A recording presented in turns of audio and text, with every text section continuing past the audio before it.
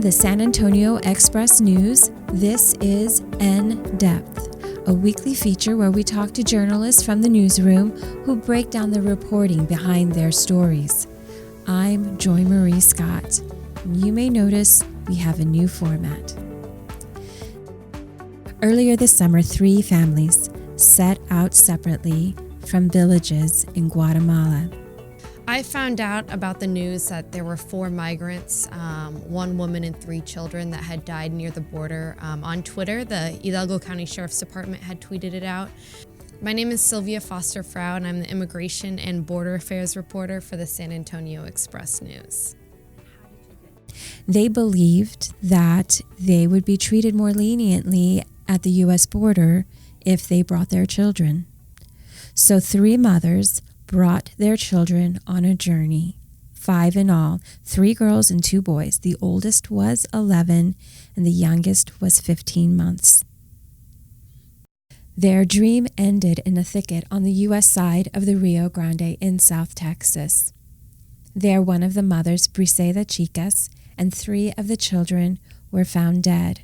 Their remains were discovered just west of McAllen in a wildlife refuge. It appears they became disoriented and succumbed to heat exposure. 3 journalists from the San Antonio Express News retraced the fateful steps of these 3 families where they began in Guatemala.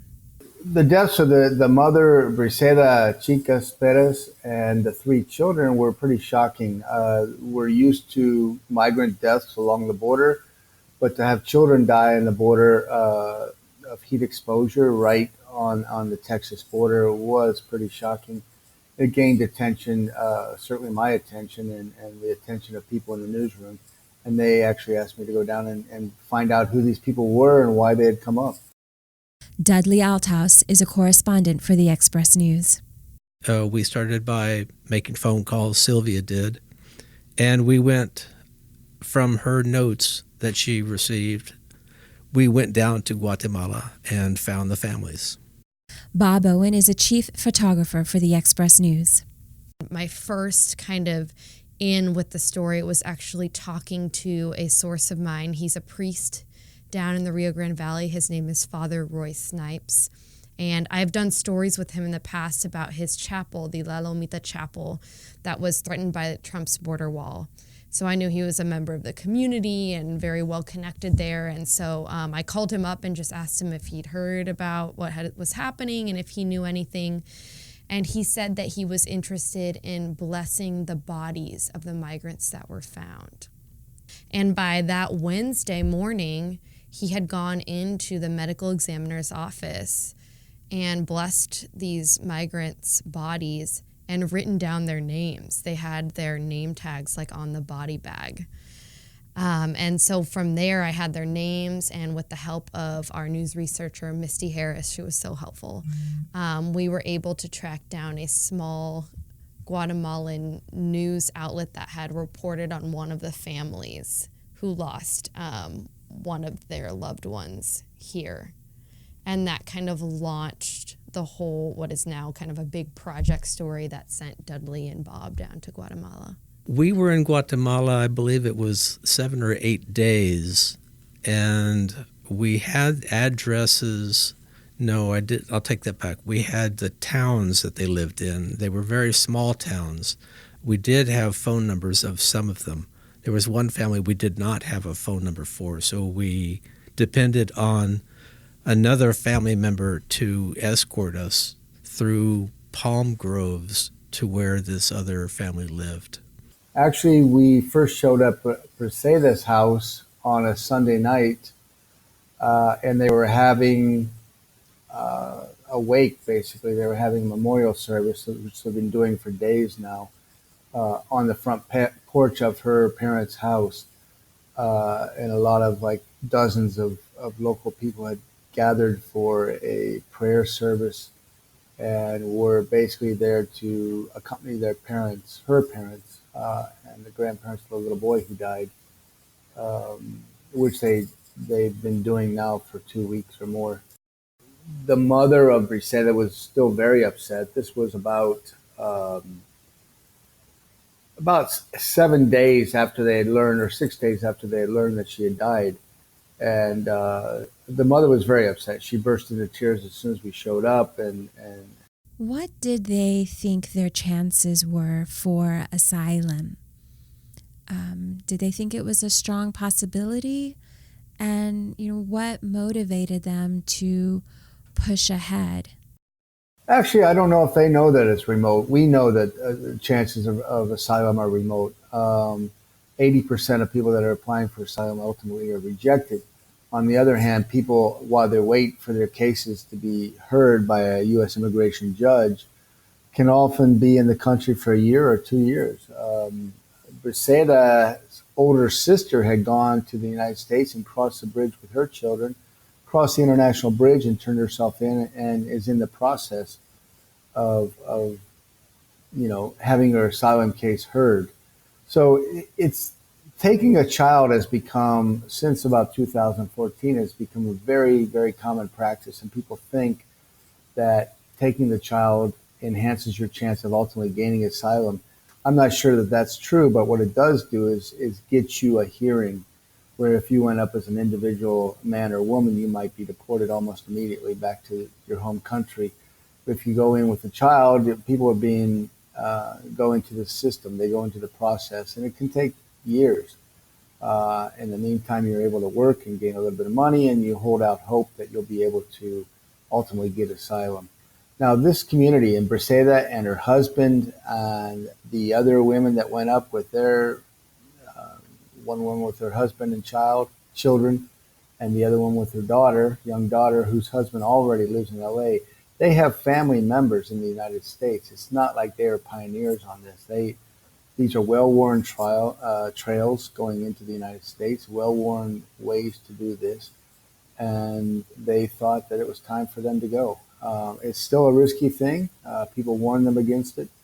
Their parents warned them against it. All the parents said they warned their daughters against going, but they went. And it's an indication of not so much like fear or terror that they're fleeing. If they're fleeing just bad lives, they're fleeing because their lives suck where they are, and they see the United States as the best chance of improving the lives of themselves and their children.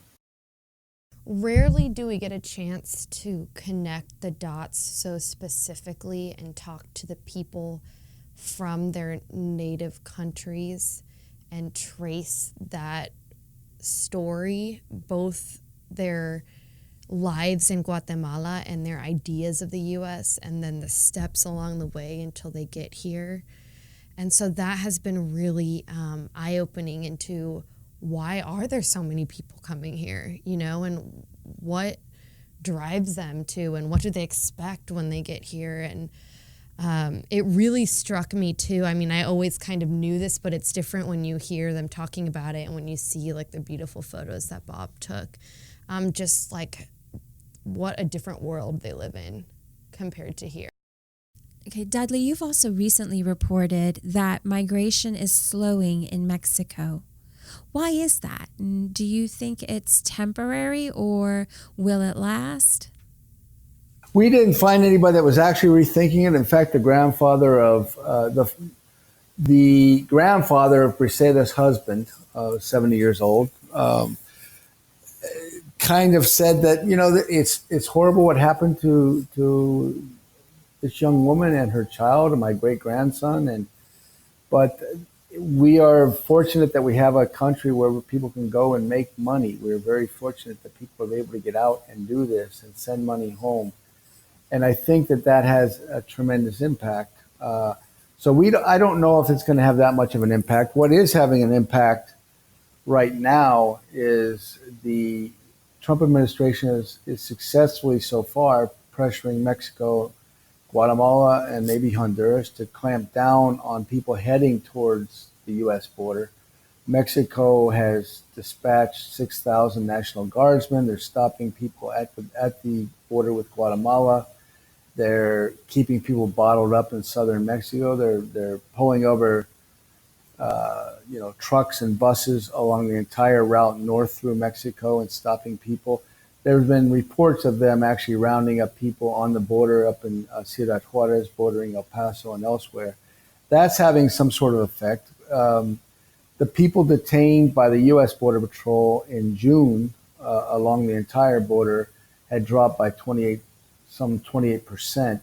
compared to the month before, and so they're claiming some sort of victory. In my long years of covering this for Texas newspapers, I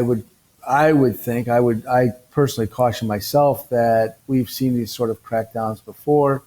The numbers will drop off for a while and then they'll tick back up. Immigration experts point out that immigration tends to fall off in the hot summer months anyhow. But I think that the operations in Mexico and even Guatemala are having some sort of impact, limited impact so far. And we'll see what happens in July, and we'll see what happens in the months going forward. Yeah, so these families talked about poverty as their reason for leaving, not violence or fear of prosecution because of their religious beliefs or something that is considered a standard for qualifying for asylum. So in that way, they don't fit kind of this cookie cutter box of what is accepted for refugee status, basically, eventually in the U.S. And so I hope that this story kind of shows the nuances of the human experience, you know, that we have these laws and we try to have these laws kind of encompass what we think is morally right and what, you know, should be allowed and not allowed. But people are a lot more complicated than that. And I think you see instances like this where, you know, they're fleeing poverty, and whether or not that's going to get them refugee status at the end is still up in the air. But also maybe even if they get deported in, you know, 2, 3, 4 years, however long it takes for their court case to proceed, like maybe that's worth it to them because that was 3 years that they could live in the U.S., make more money than they made in Guatemala.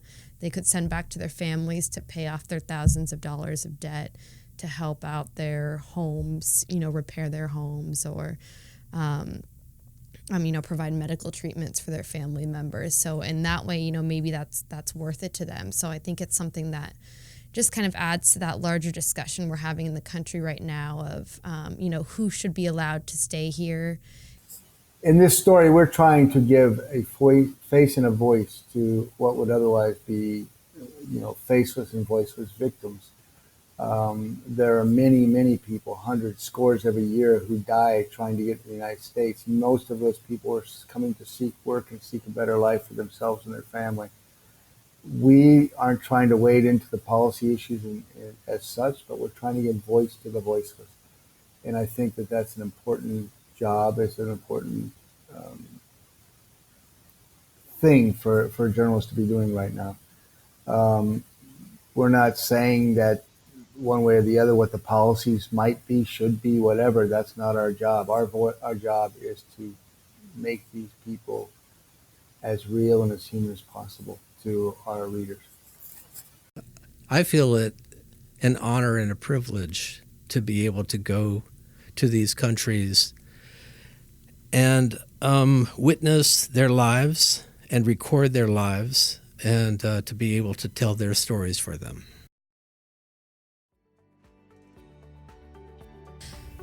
To see the full feature on the Guatemalan migrants, plus videos with the family members, and more reporting from Dudley Althaus and Sylvia Foster-Frau, visit expressnews.com/migrants.